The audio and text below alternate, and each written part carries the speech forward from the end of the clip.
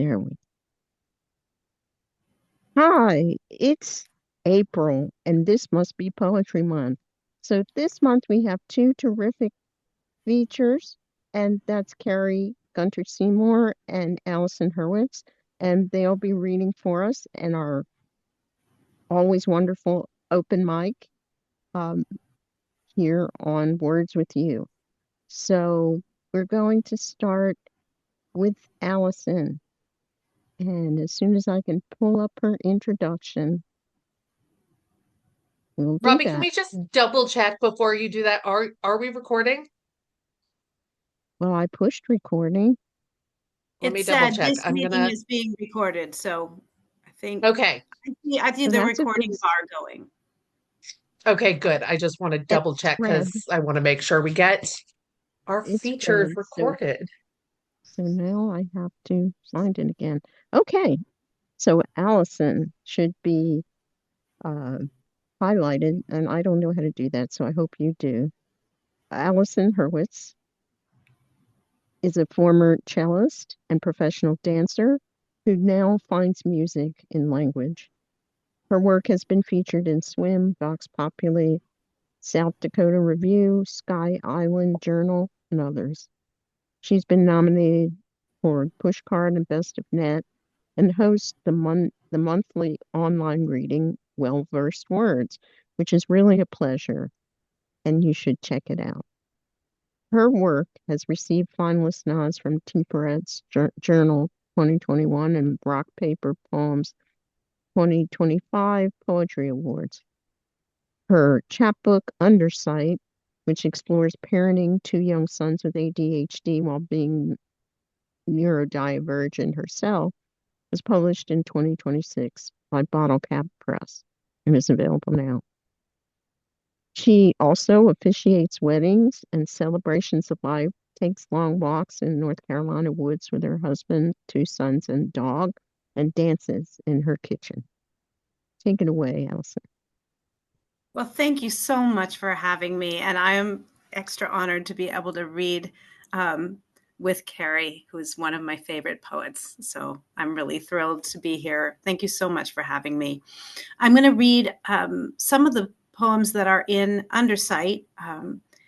And because this is a collection that is very, very focused on the interior worlds of people whose brains work a little differently, I just want to show you the cover of the book. I don't know if you can see that because it's blurring. Can you see it? Yeah. Yeah.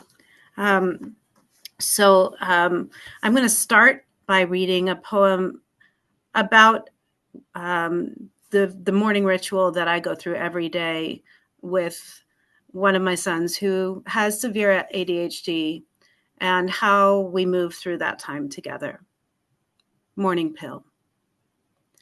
Alarm, a rough, scraped drag to wakefulness. First mood flares heat that I must catch. Pill, kernel to hatch, dry-throated swallow. Now it descends, filling cracks, illuminating consciousness to smooth out every edge. The pause between thought and word lengthens its shadow. His irises bloom inward, depth charging down, unfurling roots, an underworld canopy. He hollows deeper into chasm, hunger soon forgotten. Tunnels vein him into echo. I worry, will he lose his full dimension? Will he fade, diffuse himself to done? He is an artifact I ward, a fine bone bird, a maze to trace, a hand outlined by its own flame. And then we go to school, which has been, I have to say, one of the hardest things that I've ever done in my life, dealing with middle school with a child who has a severe yet invisible difference. My sulky child in middle school. He has misplaced his smaller self. Somewhere on the rocks, he stepped out of his old skin, and now the waves he knew before forget him. Stranded, shape unshifted, he's bruised and wary, quivered from the cold, from holding his position, the rasp of judging eyes, diurnal frack of sarcasm. Each day at school's contusion, blood inks the sinkhole water. It's all perforation, scrape, and barnacle abrasion. Surprised by wave, he flails, churning salt and surge, slapped hard against the rocks. I cannot come too close. I must not try to save him. And so I watch him treading water, hoping he'll discover some place of refuge or a different way to swim, the courage to change shape, the necessary time to grow another skin. Part of our monthly or bi-monthly pattern with both of my children is I have to check in and make sure that educators are following what's called a 504 plan, which is an educational plan for kids who might need special accommodations. And every year we have to renew it and go to this meeting and advocate for our kids. And it's always challenging to try to explain this difference that is not apparent on the surface. So here is 504 plan meeting. We fill out the form before the meeting. Describe your child. What interventions does he, she, they need? Online, we face the faces, the whole array of tired pixelations who must do this for an endless line of children. We wait, prearranging words, placing syllables like dots of paint inside a pointillist painting. We say, yes, our son still needs assistance. Please let him use his fidgets, his ear loops, take a break to use the bathroom. Yes, please remind him what he needs to do again. We know you did already. Please repeat, make sure he hears. Help him say it back to you. This is nothing new. How can we say it so they see him, see how his long hair glows like embers in the trees? Sometimes he's a stray dog barking in a red bandana, and sometimes he's the ricochet of many marching feet. Please provide a scent, a certain sound. Sometimes he's the painter dotting canvases with paint. He may not hear you while in flow. Sometimes he's the model who must stand too still, who itches in the sun. Please excuse his fidgeting. If we could only show you the whole picture. Wait long enough and look. Our sun becomes a multitude of colors. Shadow and light. A boat on summer water. A parasol. One of the things that has really helped both of my children to get regulated and also to feel better about the world and about themselves is taking music lessons. And this poem is about the effect that going to a singing lesson has on my sons. A singing lesson at the waterhole. Part frenetic tree monkey, part juvenile giraffe amazed by his own height, my son has such underbelly desperation, a mix of cringe and performative bravado. At first, his body spells a word which means the opposite of coalesce. More wildebeest stampede, all snort and hide in horned adrenaline. Yet when he's caught by melody, he listens, going still. Reverberation sinks fluid wrinkles into air as surely as an elephant with heavy tread imprints the mud as it moves toward a place where life drinks from its own source. Notes flowing through the lazy air of afternoon. His teacher asks him to send his ripples outward, to be both water buffalo and the bird upon its shoulders, both centered weight and lightness, launching in the time it takes to breathe. I watch and hear his voice ascending, drinking in his singing. Notes silhouette themselves against the sky, a resonant migration, an interval, some liquid kind of light. The thing that is really special about both of my children is that when they are finding something that really truly interests them and draws their attention, they can do something called hyperfocus. When they're in this hyper-focused mode, they don't see or hear anything else but that thing that they are focusing on. But it can be a very beautiful thing. And so I wrote this Golden Shovel. It's after a study of descent by William Wright. And the original line is, crabapple falls, flicked by sunstrike and limb to patches of sphagnum moss. So here is, he fills his terrarium with a million silences. He curates an angled sky in miniature, a bonsai crabapple, belly burrowed and rooted, branching. Diminutive fruit falls and dots the grass with small ellipses, filigrees of mosses, flicked to reticulate and glow. He lifts the fragile aperture by inches, listens to pincushion plumes of fern. The sunstrike of his witness fused into a focused syllable of green. And within this space of smallness, he reduces each long limb until he's minuscule. The stillness in the air is enough to cover ruffled softnesses, those viridescent patches in a living pelt of quietude, a hollow that's the opposite of sharp. The outer world retreats, muffled by sphagnum, every breath, each moment ferned with tufts of moss.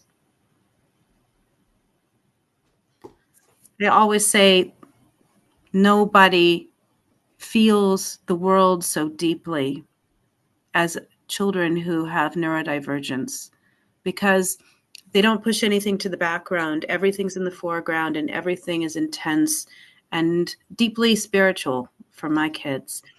And so we had a very special trip to Shackelford Banks, which is in the Outer Banks of North Carolina. It's an island that is unpopulated except for herds of wild horses. So this is Mustangs, Shackelford Banks. We ferried there one day at summer's end, wind tousled and salt sprayed, wearing respiration loosely. It was August, after all.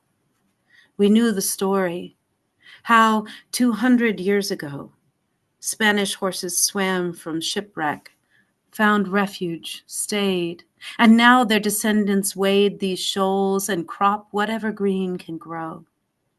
Our son hoped so to come upon them, slow grazing in the hollows undisturbed, to witness once their forage in the sun. I thought in awe of hurricanes, high tides, the violence of weather here with little rise to break it. Yet they managed to survive and multiply for centuries. Our feet slipped, sinking into heated sand. We stumbled, trudged along, and searched for horses, but only found some oyster catchers, plovers, and on the far side of the dunes, where there was no one else, touched toes to tracks of sandpipers at the water's edge. That sky, sand so bright it pulsed and scoured our eyes with scintillating light. It stole our words. Only ocean waves remained. Quietly, we walked and gathered shells. No horses on the shore. Hours sifted down around us. We wandered inland, where small sea-oated meadows grew, unstripped by wind. Just as I was thinking how to navigate our lack of luck, we saw them there, a mother and her foal. Chestnut, bay. My son reached out to clasp my hand. Silent, still, we watched as they pulled whole plants into their mouths, ruminating easily, as if rush and time were silicates the breeze could brush away. We were left with glossy flank, the flick of ears dissuading insects, a muscled grace, shadows passing over grass.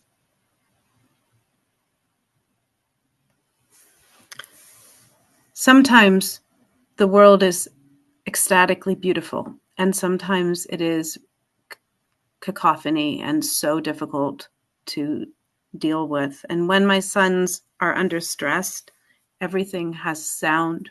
Everything is breaking in on any attempt at concentration.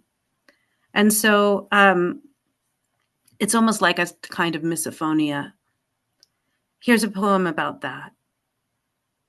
He drops his key and cannot find it because the mess, he says, is far too loud.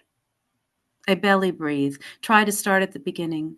He has his headphones on as if his room's a radio, and I imagine that his mind is dialing left and right, tuning into fragments, stray phrases garbling, going in and out of range.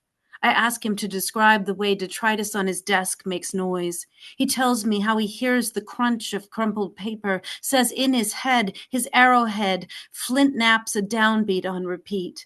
Scattered Nerf darts zip and prick him for attention.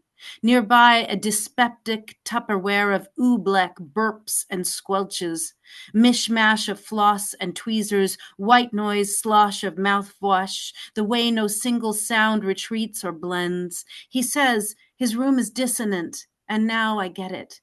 We pause. He looks at me. Cacophony. I stumble. I bump my knee against his desk, bend down to rub it. On the floor beneath, his key. One of the central characteristics of children who are neurodivergent, and those of us who are adults who are neurodivergent too, is that we have something called time blindness when we're really involved in something. We just do not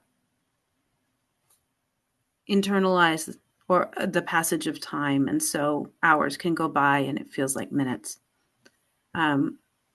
This is a poem about that. My son runs out of time. Evidence suggests that differences in time perception are a central symptom in individuals with ADHD, National Institute of Health. Inside his syncopated thinking, there is only now. A sound, and he's a fox kit in a sudden shift, head cocked, one paw lifted from the leaves.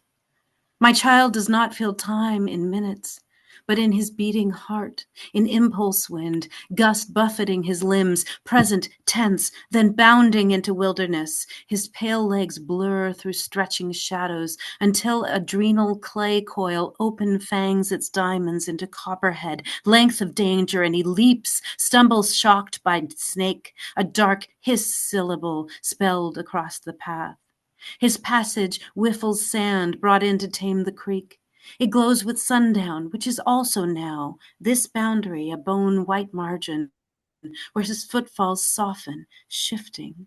Trunks of trees weave in and out of owl music, interspersed with Richter fizz cicada, such wonder gallop in his skin, in his attention, prickled with the bloom of startlement.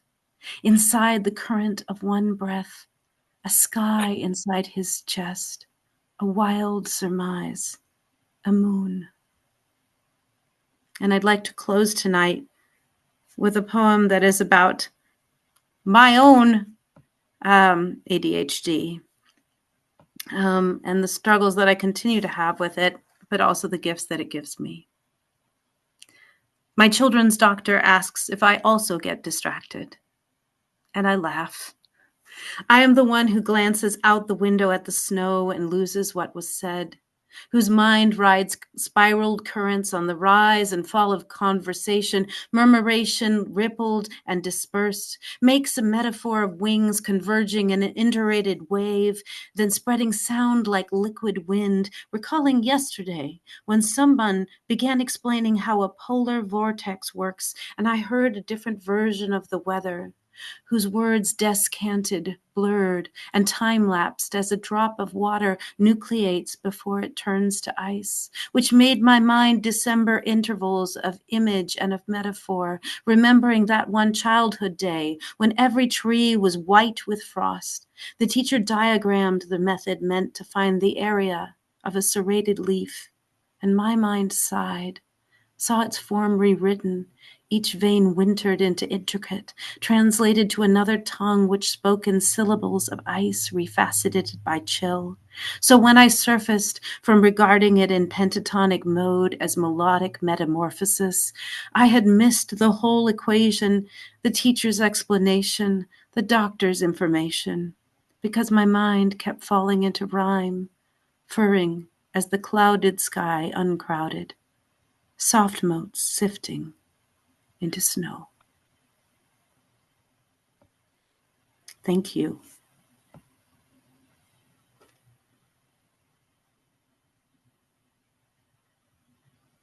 That was gorgeous. Thank you so much, Allison. And I'm waiting impatiently for your book to arrive.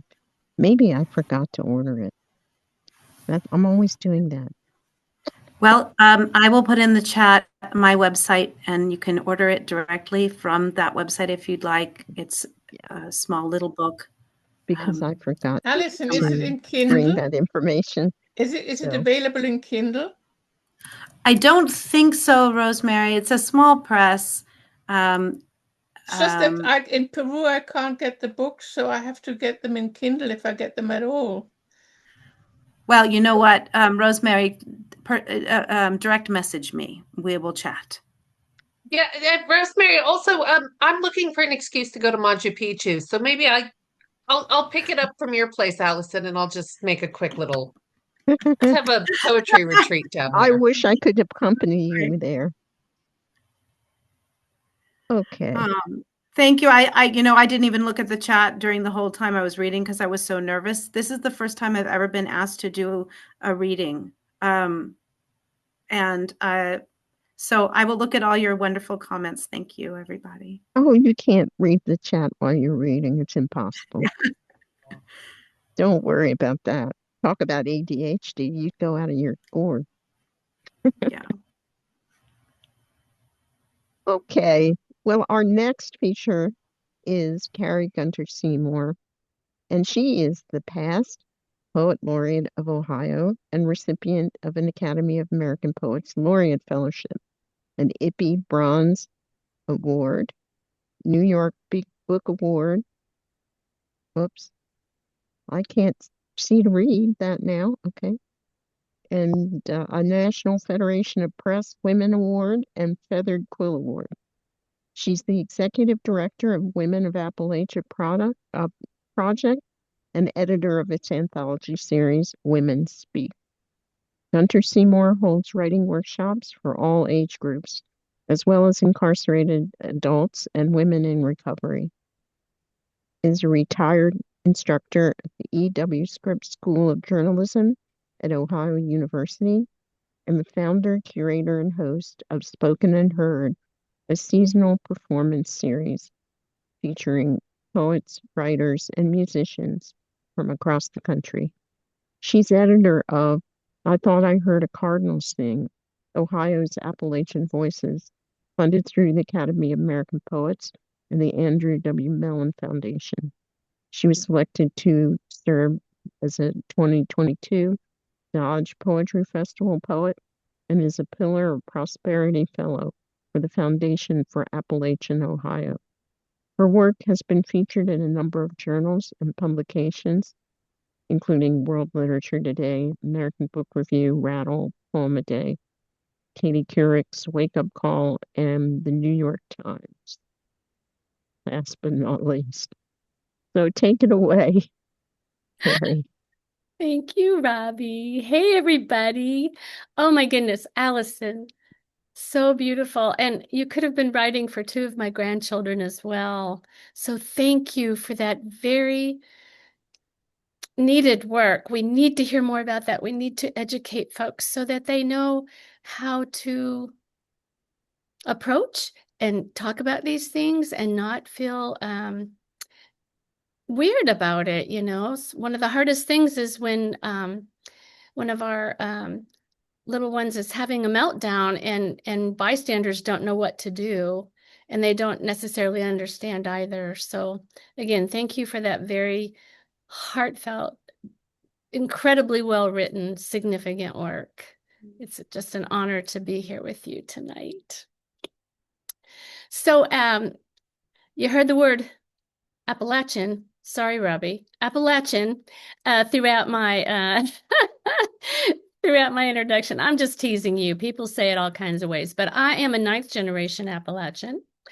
My people came here from Wales and settled in Virginia, and that was in the 1700s. So we're talking about colonizers, of course.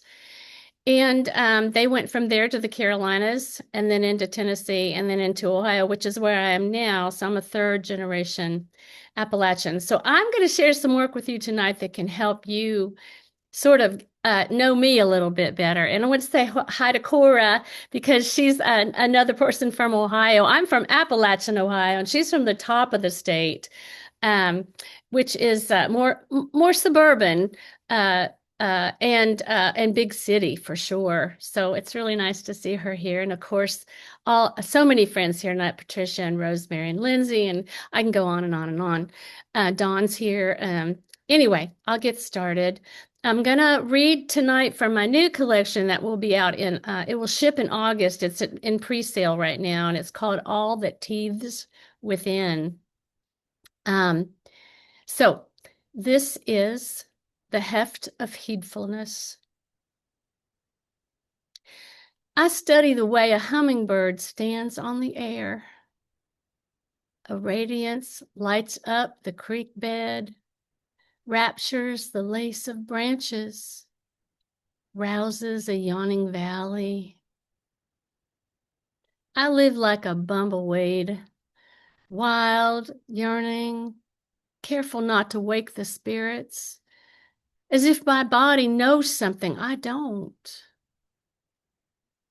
Where does love go when it goes? Time a dandelion fluff puffed asunder.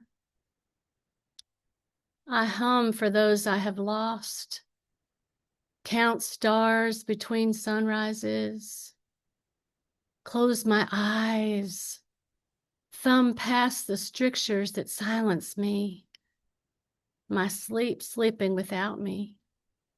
This land, both cradle and grave. Thank you. So where I come from, one rightly should have at least one Walmart poem somewhere in their pile. So here's mine, and I'll tell you, I have more than one. So I'm always so happy to share them because they're usually pretty fun. So this is to the woman in Walmart who was dancing to Shakira in the pots and pans aisle. I'd had a shit day when I stumbled into the whole bobop. You're back to me, all hips don't lie, hands flinging corporate America's flimsiest filtered warehouse air. My own feet beginning to slide and shook, drawn into that vortex, adding my own brand of arriba to the mix.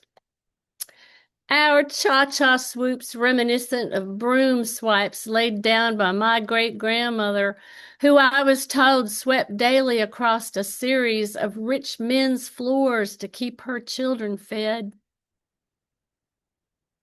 What a sight. Both of us raggedy as a couple of used books. Plainly living lives we did not choose, or didn't choose wisely. Life, a holier-than-thou hand of cards dealt by a duplicitous deity. Who can remember which of us was first to grab a long-handled pan, a wooden spoon, our need for percussion fierce, our efforts quickly evolving into a cautionary tale? For the record, I don't give a hot damn about what the manager said. I was planning to buy a saucepan anyway.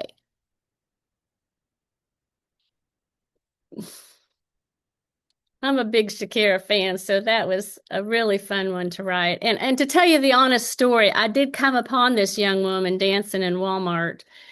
And I did not join her, though, because I didn't want to ruin that moment for her. But I could not wait to get home and write this poem. I wanted to be with her, and I was in spirit.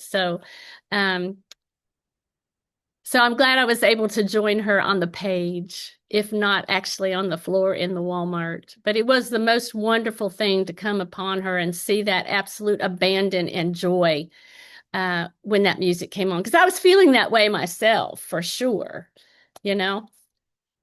Um, so since I live rurally, um, we have to create our own firework displays if we want to see anything close up, because if not, we're driving at the very least a half hour or more to see official fireworks. And we're of the mind that we don't want to deal with the traffic afterwards or even beforehand, because we line up along the roadway to watch our fireworks where we live. I know y'all are just like scratching your heads going, where in the world is this woman from, But what we do is, excuse me, we go to the fireworks store and get our own fireworks. And we do drive about an hour to get to the fireworks store, but it's so fun. And I swear to God, every single person in my family is a pyromaniac. So we have a good time, but we are careful. I will say that.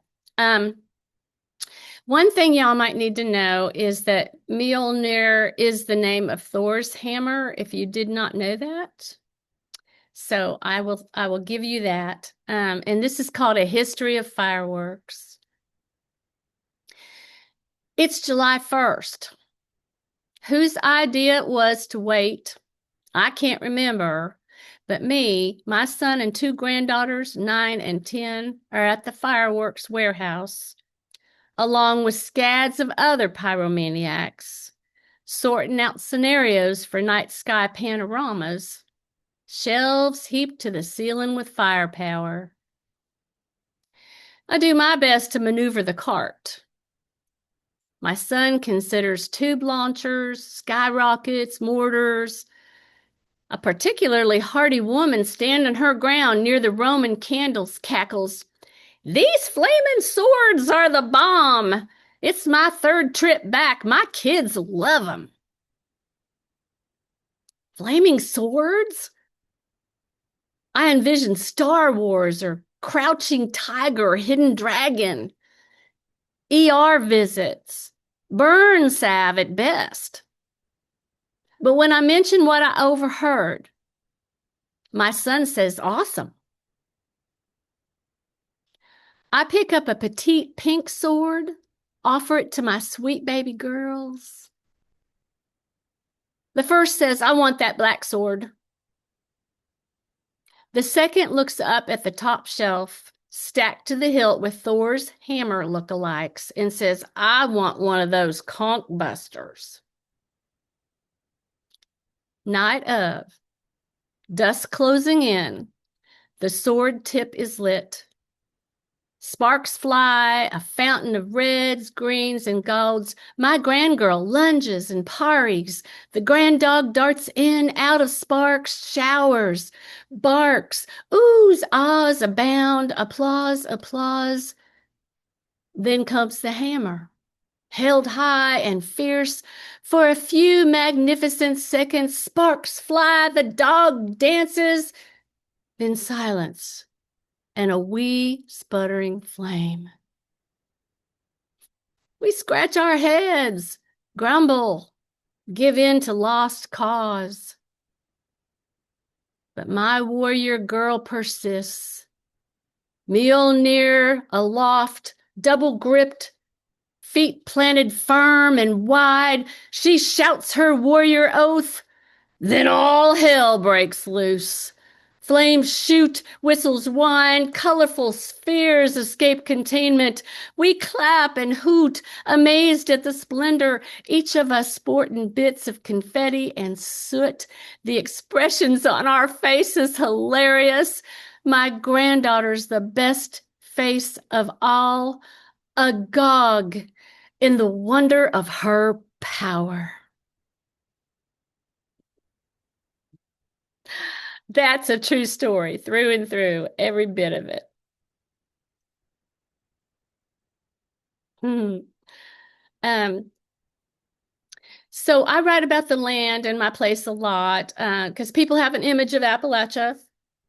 They tend to think that all of us are overfed, undergroomed, undereducated. Um, there are a lot of us working very hard to re-educate the public. We've been working at this for generations. We're one of the last cultural entities that it's still okay to make fun of and make racial slurs about. And so we would really like to dispel some of those myths. And so we're out there, a lot of us out there working hard. Um, so this little poem, it's just for fun. It's called The Devil You Say. Tonight, my fickle emotions channel the language of ancestral bones, cleaved from Earth's loamy crust, glacial, limestone on the tongue. May's milk moon spills its creamery across waking meadows, summons spring drowsy seedlings to rise.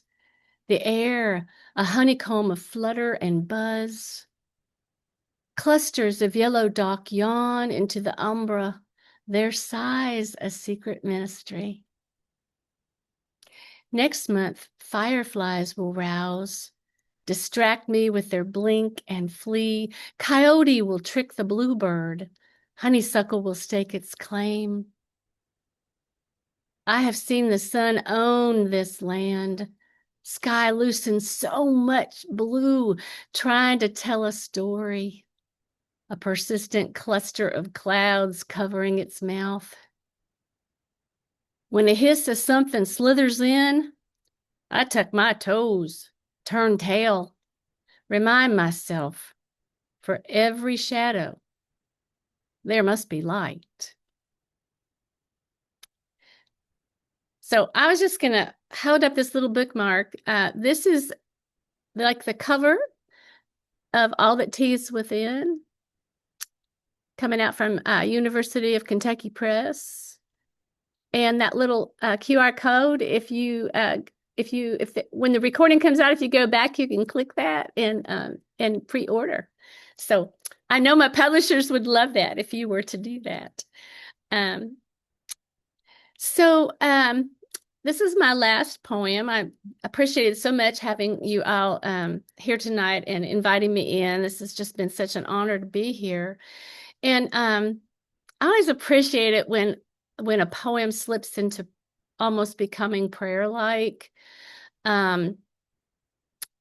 We do a lot of praying in Appalachia, especially after all the extraction, especially what's happening with the weather. We've had so many that have been torn apart by the floods and the drought. But we always remember to be grateful for our land because it's been through so much and it still comes back. I mean, they do so much to it, and yet nature takes over and has a rebirth. And I think that's good for us all to remember right now, because even though this is some very, very, very tough times, we're going to get through this and we're going to rebirth too. And so I wanted to offer a little poem of prayer-like and hopefulness. So this is titled Amen and Amen. The blood of my monthlies long past, my prayers are hollow as my hip bones. My framework a muster of knurled pottery, half floating, half sucking, navigating an arrogant fog that wants me to lie down in it. I've ever longed for a bouquet of exactly the right blossoms. Waited up nights, rising beyond all that somersaults within me to lip at the dark. There's always a clock ticking fewer talks, and shadows scuttling my vision.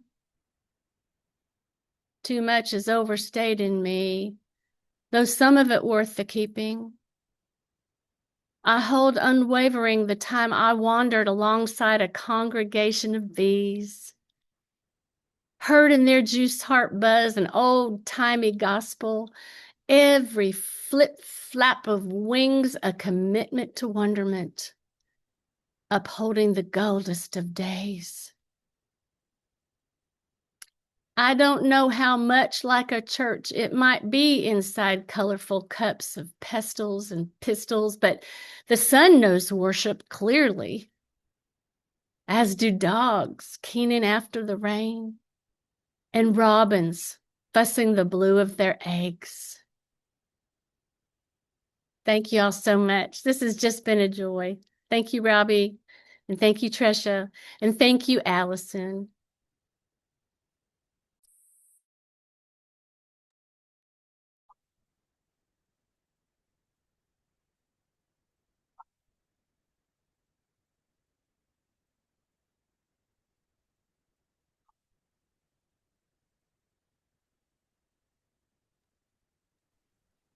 Robbie, we can't hear you. Yeah, are you on mute?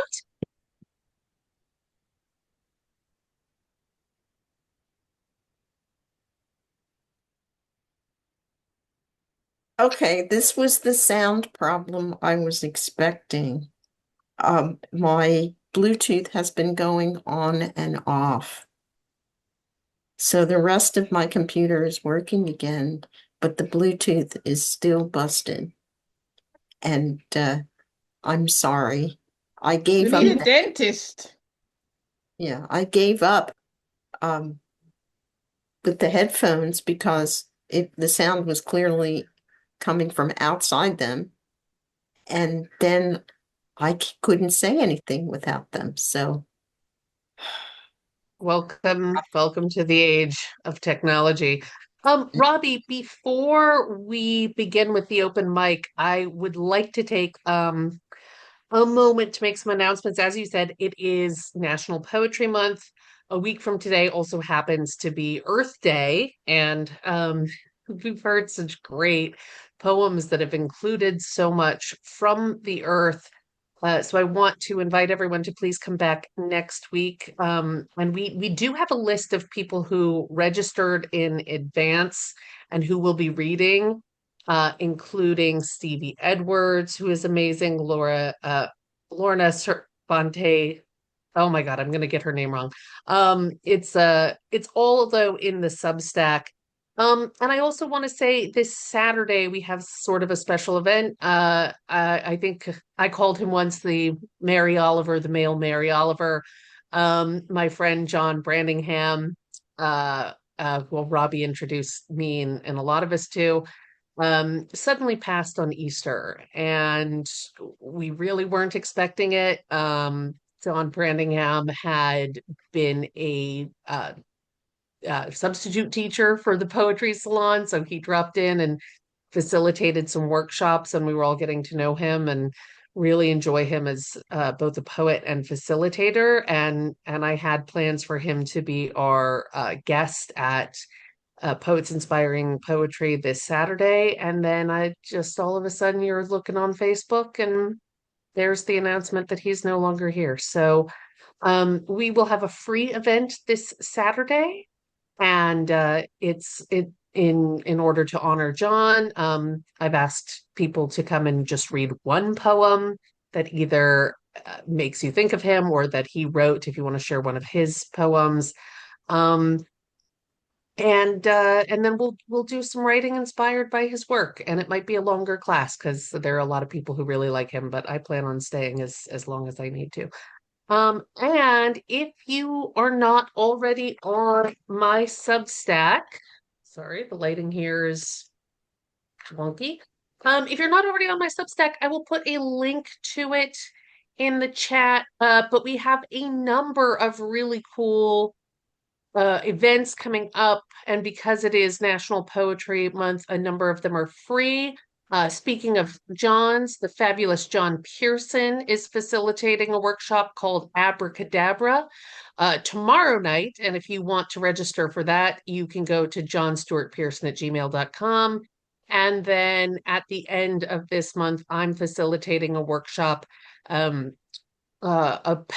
it's called Finding the Pulse, Editing Tips for Busy Poets. And I'm going to share what I have been teaching in Poetry Salon, but especially what I learned now that I am selecting poems for Odd Pocket Press, and seeing things from an editor's perspective. There are some things that really grab my attention in a positive way as a poetry editor. So I want to share some of that information with you. Anyways, I know that's a lot of information. You can see the whole lineup of all the events with all that information in my Substack link, which I just put in the chat. Okay, that commercial break brought to you by the Poetry Salon. Now we return you to our regularly scheduled open mic. Robbie, back to you. Okay. Well, I know a lot of people came in after I made this list. So you folks on the open mic, I screwed up at the beginning. You're just reading one poem. And after I get nearly to the end of our participants, I will ask who else wants to read one poem. So we'll begin with Hetty Hopper.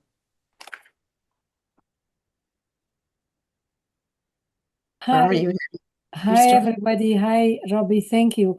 Can I share screen?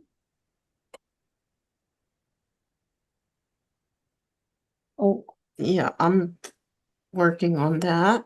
So there we go.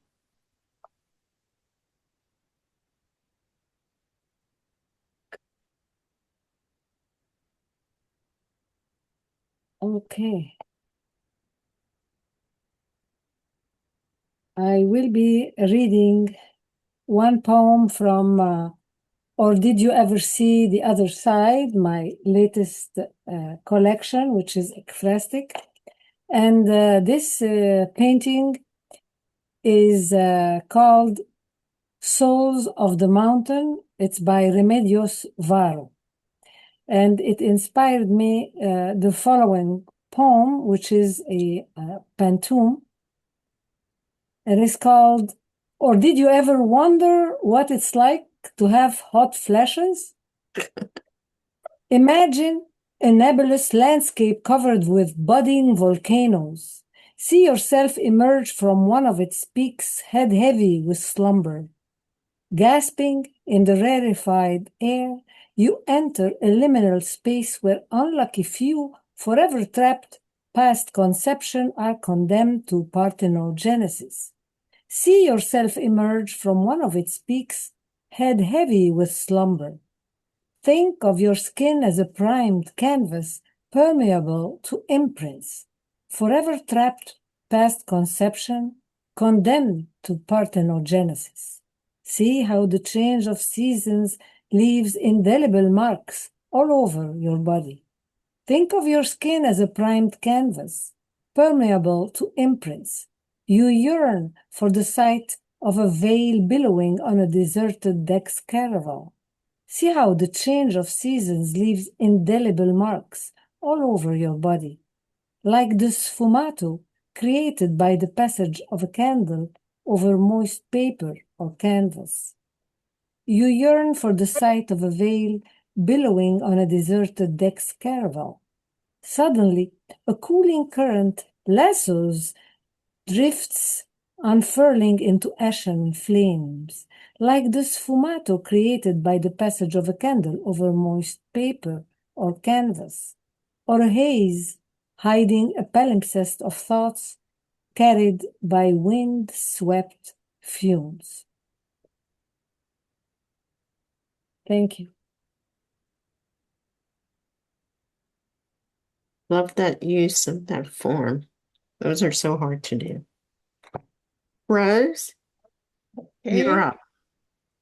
Here I come. Mhm. I read a poem from my future book collection that will be coming out. It's slated for the end of 26-27, and it's called My Father's Sky. I won't read the lead poem, the title poem, because it's too long, but there is another one which I think we'll just do. Bad Women. My aunt was fur and long red fingernails.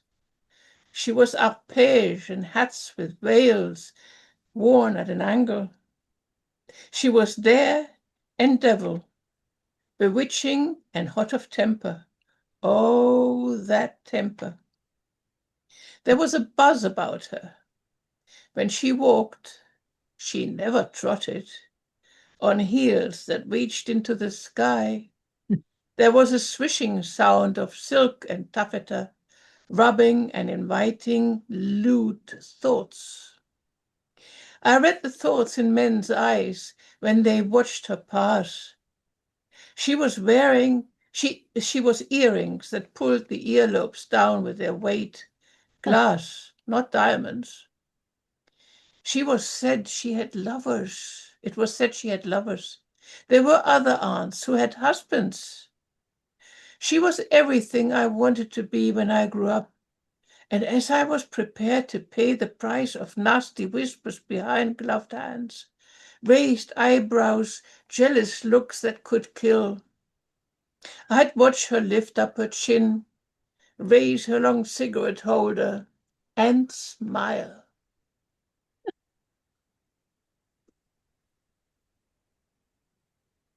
Thank you. Thank you. I would have put a high heel in there, but I didn't have time. Our next reader is Judy Granenfeld.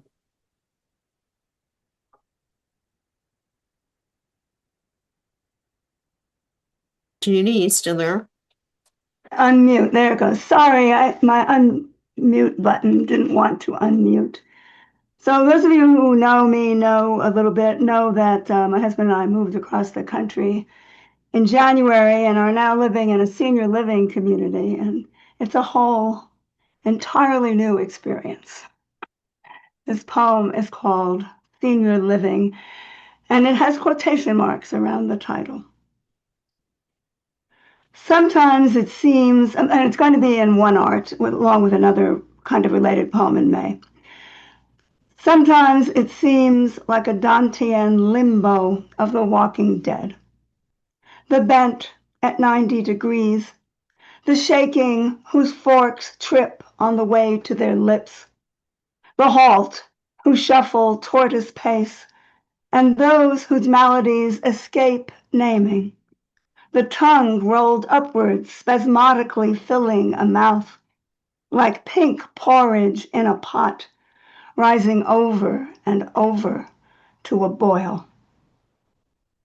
Sometimes it feels like the theater of redemption.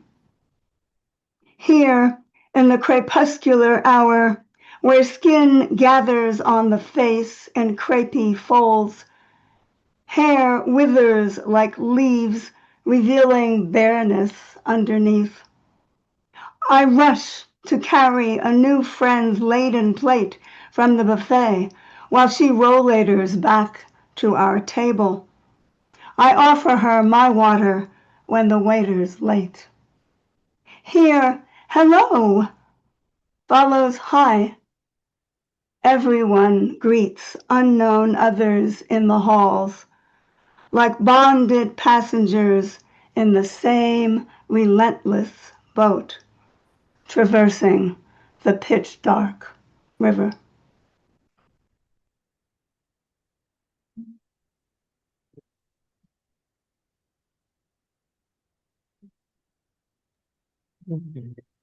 Thank you, Judy. That's wonderful. And one art is a great place for it. Let's see, our next reader is Lindsay. Thank you. I'm sort of torn. I don't know which one to read. Would you prefer something plain spoken and a little bit rugged and rough, or something more poetic? You choose. Rough, Okay. rough. Rough. Okay. Now, a trigger warning. Okay. This has content about suicide attempt.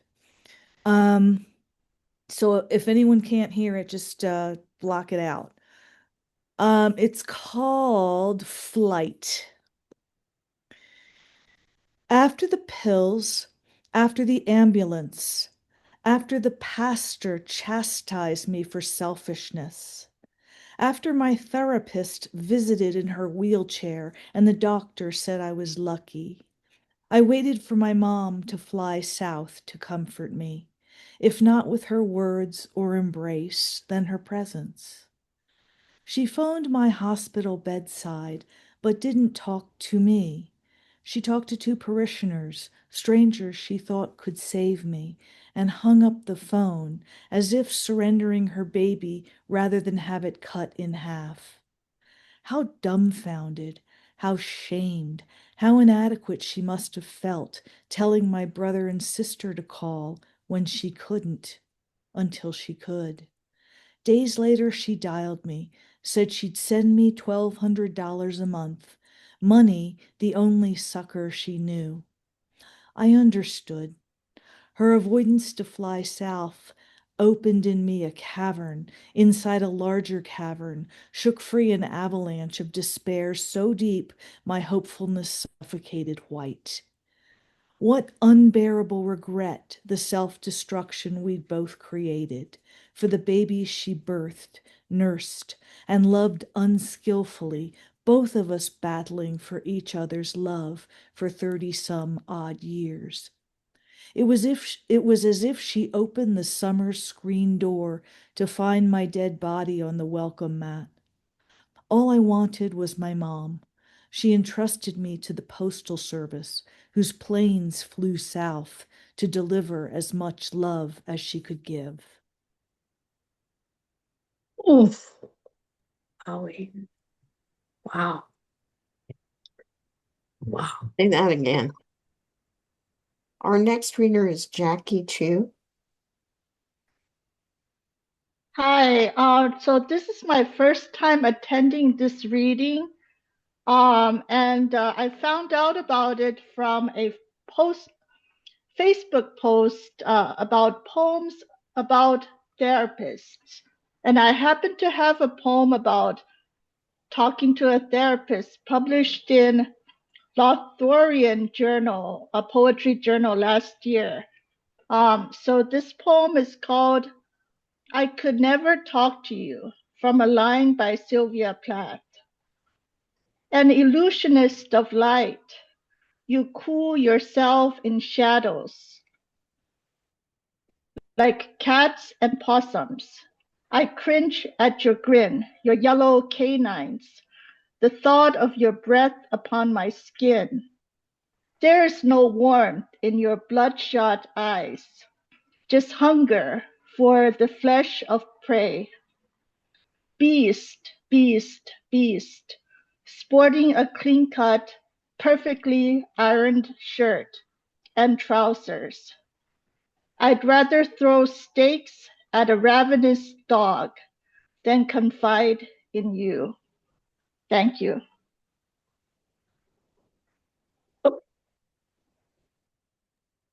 Welcome, Jackie. I hope you'll come back again. Yeah, I was about to say that. Thank you. Our next reader is Dawn Lees. Thank you. Hi, everyone. It's been such a wonderful reading. Thanks, everyone who's read so far. This poem is called Travel, and there's a line in it that was borrowed from somebody else. We had to trade lines in a workshop. So the borrowed line is I am salt. Travel. Cement curbs and alloy wheels aren't marriage material. A Starbucks Rice Krispie treat is a short-term fix. Packing list for multiple layovers. Knee brace, protein bars, forgiveness. Recipe for dissolving a marriage. Silent days, burnt coffee, forgetting. Ignoring high altitude instructions ruins gluten-free brownies. Putting miles between me and you heightens the heartache. I am out of salt. Mile markers remind me of each mistake I've made. Thank you. Thank you very much, Dawn. And welcome to the reading. Brandon, you're up.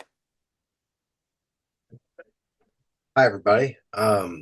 Just want to say thank you to Allison and Carrie for the absolutely wonderful reading. It's the best reading I've been to in a while, and everybody else on the mic, thank you. I really needed this tonight. So I was a 7-year substitute teacher, and I got to go back for 2 weeks to a high school English class, and their teacher told me that I got to introduce poetry to them. So I went home over the weekend and I wrote them a poem and I brought it back to them, and this got published in a Panoply zine. It's called Introducing High Schoolers to Poetry. Even if it weren't my job, I'd tell you how the taste of an orange, just plucked from the vine, can be analyzed with patience for the you who usually speaks, that you can then extrapolate new life from the tip of your tongue, just like green dripping the sky into orange. I'd tell you how the vows to whomever you end up loving could have fewer words than a snowfall, but carry more weight. How, when you can't help but sit and write about it, to not go find someone else first, with your sweaty palms held open like a beggar, admitting that you're as lost as an orphan being renamed, but to pick your own clouds like ripened strawberries. I'd tell you of a sunset I've kept, hanging as a canvas in the living room of my soul, filled to the edges with the smiles of my grandparents and I after years apart, and the tears which fell a moment after goodbye. Each brushstroke painted with the same shades of love. And after all of it, you still will walk where only you can. Thank you. Wow. Brandon. Let's see. I've I'm let's see, who else wanted to read? T wanted to read. You there, T? I am. I'm gonna read. I have to pull it up. This is also, I must be kind of a night for pantoums because we already had one, and this is gonna be the second one. I wrote this in response to the UPS plane crash that happened a few months ago, and it appeared in Only Poems Daily in March. Cargo. Confession of a UPS driver with condolences to the families of the 14 people who died when UPS flight 2976 crashed. In darkness, can joy be held like a child? A brown and gold plane crashes, freight and boxes of crickets burn. In this unfurled ruin, why do I think of the insects first? Fate, a crashed brown and gold-tailed plane. Freight planes once carried passengers. Cabins were full of life. It's easier to think of objects. Fate is a small word. 3 pilots die in the rubble. This plane used to carry passengers. Now it's full of cargo. Paychecks and pets' meals are flown in a small world. 11 others die in the rubble, among them a 3-year-old girl on the ground. My cargo, too, is paychecks. Pets' meals flown next day in planes heavy with important things. I was once a 3-year-old girl on a playground. Sometimes I chased corn snakes, shunned swings. One day, in my heavy truck full of important things, a box of crickets busted open. Their songs unfurled in overtime. Corn snakes' meals found wing. In darkness, I want to hold their joy like a child.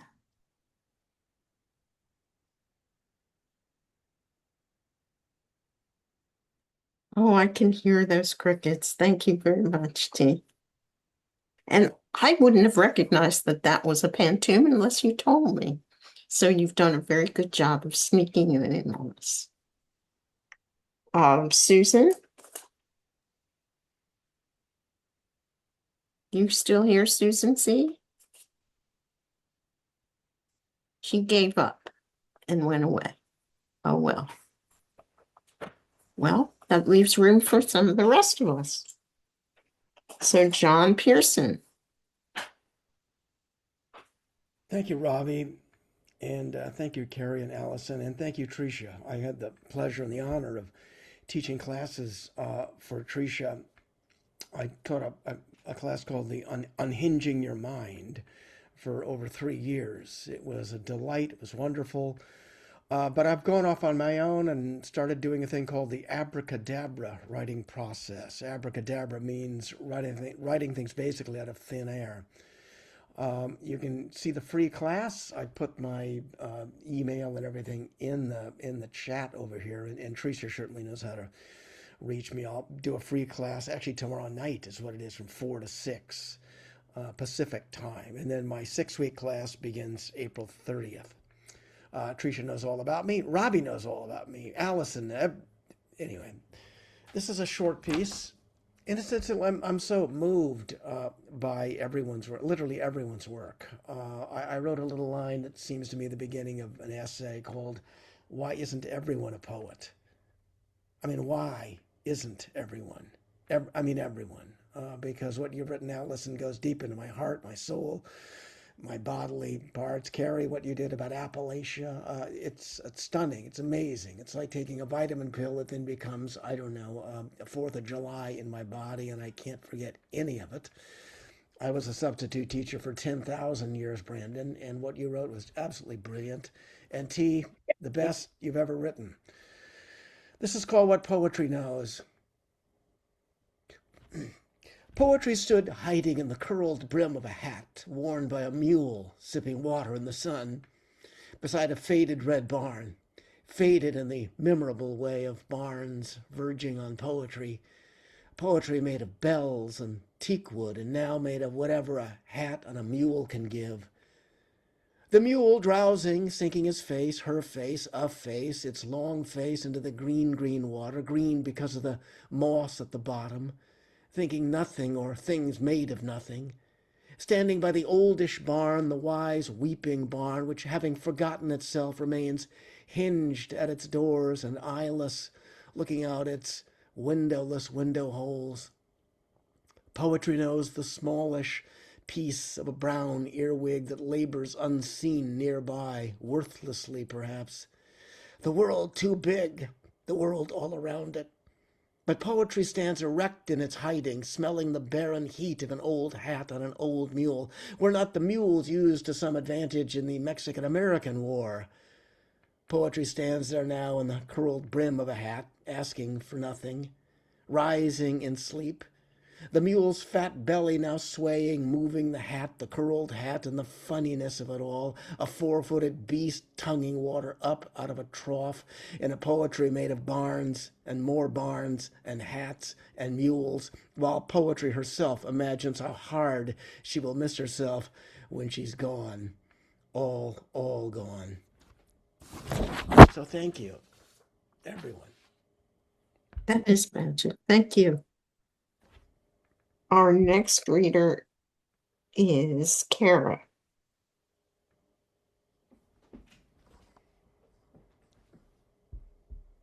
Do you mean Cora? Oh, I'm sorry. It looked like Kara to me. Oh, I'm going to well, have thank you. my cataracts taken off at the end of this month, so I'll be able to read your name again. You'll love it. It's great. I'm really enjoying this reading so much. This poem is a therapy poem, and it appeared in Gyroscope Review.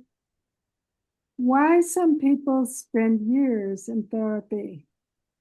Hand me your twisted earbud cords. I love to untangle messes. Free needles threaded to pincushions, snarls from a child's hair. Each night I out-sleuth BritBox bobbies, sort lies from leads to unearth a corpse hidden in Northumberland's hills. Some people are fine skating blind across family's mottled pond. Not me. I long for thaw, want to examine the rubble of troubled union. Will I ever tease my strand from family's knot, solve a twisted history?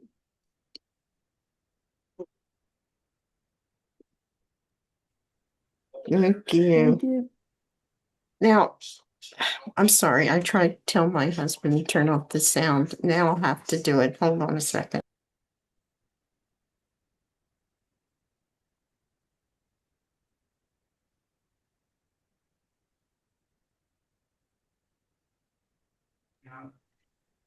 Okay. Hat and all. Oh, I just made him mad. All right. So anybody else want to sneak in under the wire before Tricia reads? Cindy wants to. Okay. Go ahead, Cindy. Okay. Hi, I'm Cindy Bousquet Harris, and I agree. It's been a wonderful, wonderful reading. Let me see if I can do a share. Can I share, Robbie? Use the Oh, share screen? oh yeah. I'm sorry. That's okay.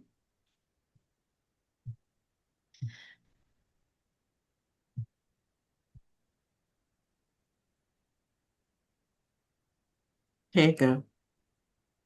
Okay. Let me see if I can find it. I'm so sorry. If I can't, I will just, You should be able to. yeah. Mhm. It's being weird here. It says all Um, participants. Pardon? It says all participants can share. So Yeah, I'm just having a problem with it. Anyway, okay. Well, I'm gonna just read from my own copy here. Sorry. This poem was inspired by a writing prompt, and the prompt was to write in the voice of a reservoir and to write about what the reservoir has gathered and what it has released. And what came to my mind was uh, the awful flooding last 4th of July in Texas and the lives lost there. So, remembering the tragic flood on the Guadalupe River in Texas, July 4th, 2025, 25 little girls were among those who lost their lives. And the remains of 24 of them have been found. Reservoir speaks. I hold the Guadalupe calm now. Uprooted tree trunks, laughter from past summers. I've let go almost all those children, the weeping banks of the river, raw-edged chaos of it. Now just this one little girl. I don't know why she's here still, but she is. And the sounds of summer laughter. Thank you. thank you, Cindy. Sorry you couldn't manage to share. It happens sometime. It's okay. Go ahead, Tricia. Right. Thank you so much, everyone. I just want to say, I love being part of this community and I hear everyone's work and we are meant to share this. We really are just meant to share it. It's not supposed to sit on your hard drive forever. And we used to do a monthly submission support group. But what I found is no one wants to go to a submission support group. They're much more excited about going to a writing workshop or going to a reading where we can actually kind of get saturated in the poetry and get saturated in one another's work. So I changed our submission support group around to do something called Poets Inspiring Poetry or Poets Inspiring Poems. It's one of the two.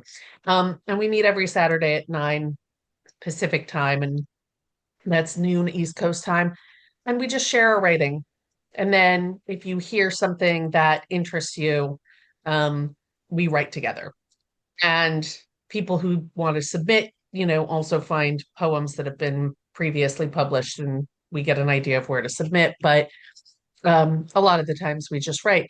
And this last month, I decided to write a cento, where I Sento. took cento. Um, I took the lines of the poems that people had shared throughout the month and wove them into a poem of my own.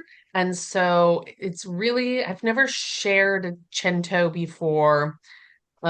But I'm just going to read, sorry, the cento. I'm going to read the cento. I'm not going to pause to give the attribution, but you can read it here because I'm sharing it on my Instagram because I want to make sure everyone gets the proper attribution. So this is a cento made up of lines shared with the Poetry Salon in the month of March. Calling out what we thought we knew about adulting. Now I understand. It's the 9 to 5 sleepy, paint by numbness kit. My mother worked 2 jobs, had an undiagnosed breakdown, then stopped working altogether. Dad's 3 sisters are the oldest and came from a time before the invention of the smile. What happened to the late hope in the rain rustle of the cypress? Each second piles elation in my throat. The illness burbles in my ear, and I scroll. We roll your wheelchair through a Tucson yellow living room, and you whisper, I love this house so much. At the end of the sea, a witch rises, grinning, hair on fire. Things sing in the stubborn trees, a coyote claw whipping into the mouth. The boy knows that soon enough the moon will block the sun. After all the years and months and days and final hours, I stand close at the foot of the bed where the body cools. Give me back my childhood. I know how to use it now. Only now do I remember what I was looking for, what I was holding in my hand. Wow. So I think that's A real probably barn burner of a cento there. Yeah, thank you all for listening. And there's like, I don't know, 15 poets who contributed to that poem. So I won't read all of their names, but you can see it on the uh Instagram, my Instagram.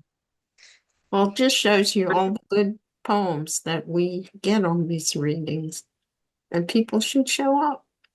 I'm glad we had a beautiful audience today because it was a wonderful reading. And thank you so much to all of you, especially to our features. It was a delight.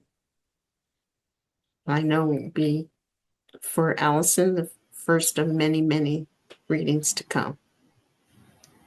Thank you so much for having both of us. It was so special to be in this community and hear such incredible work tonight. And I want to say thank you for all the poems. I'm completely, it's like they're lodged in me. I feel new. Thank you. Thank you, Lindsay. It's delightful to have you. I wanted to say quickly, Allison, Yes. I'm surprised it's your first reading because it sounds like your 137th reading, and it's pure you, and it's beautiful, and you did it beautifully. And there's the Thank written you. voice, the writing voice, and then there's the voice in which you read. And the voice in which you read is as good as the voice in which you write. There's a solemnity and an honesty and a depth and a funniness that is just you. So I want to thank you and anyone who ever does anything for the first time because it's scary and you did it. And after you did it, every time I do something I'm scared of, I feel like a bigger me. So thank you for helping us Yeah. all feel like bigger people. Well, she hosts the reading, so she gets a lot of opportunity to decide what she doesn't want to do. Yeah.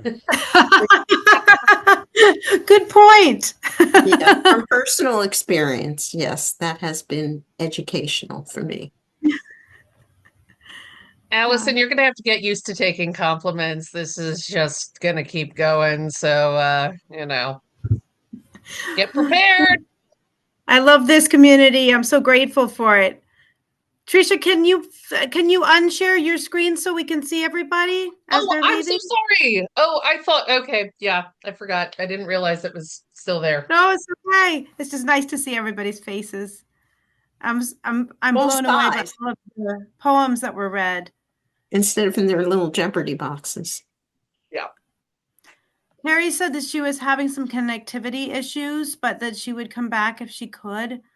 But that must be her. I just got dinged. That was somebody else I invited who couldn't come. I just want to also, cordially invite everyone. This Saturday, our Poets Inspiring Poets is focused around John Branningham, and I made it free because I want anyone who knew him to get to come be part of that community. But also, it does take a fair amount of time to rank